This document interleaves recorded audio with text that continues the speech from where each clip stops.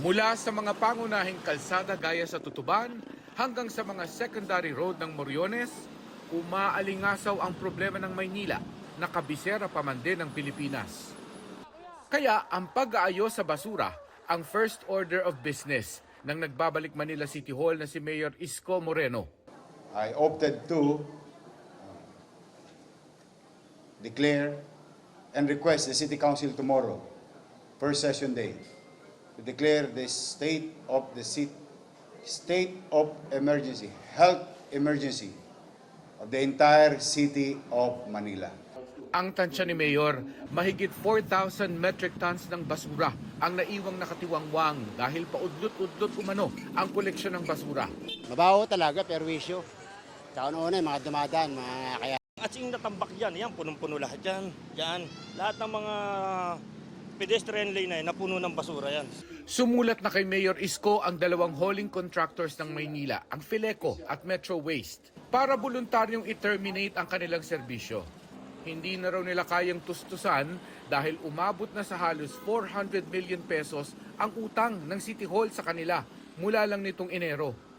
Pumatong na ito sa halos kalahating bilyong utang naman ng City Hall sa Lionel na unang bumitaw din sa kontrata.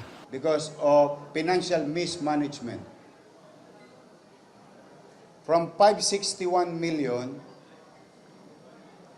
today as we speak, 950 million na ang bayarin sa basura. Almost 400 million na hindi rin binayaran ang Metro Waste at Fileco. Pero Lionel din ang pinakiusapan ni Mayor Isko na magbalik hakot ng basura. Kahit wala pa silang bagong kontrata. Tumalima naman ng Lionel at nangolekta ng libre simula kaninang 2:00 ng hapon. Nung mabalitaan ng mga taga Esquinita Madrid, extension na naandito na yung maghahakot ng basura, naglabasan. Sila kuya, naipunan na ho kayo ng basura? Oo, napunan na. Eh ngayon, kinukuha na ngayon. Meron na po. Opo. Ano ba yung mga basura mo? Matagal na po ito na-stock eh. Opo. Bakit? Buti nga po dumaan eh.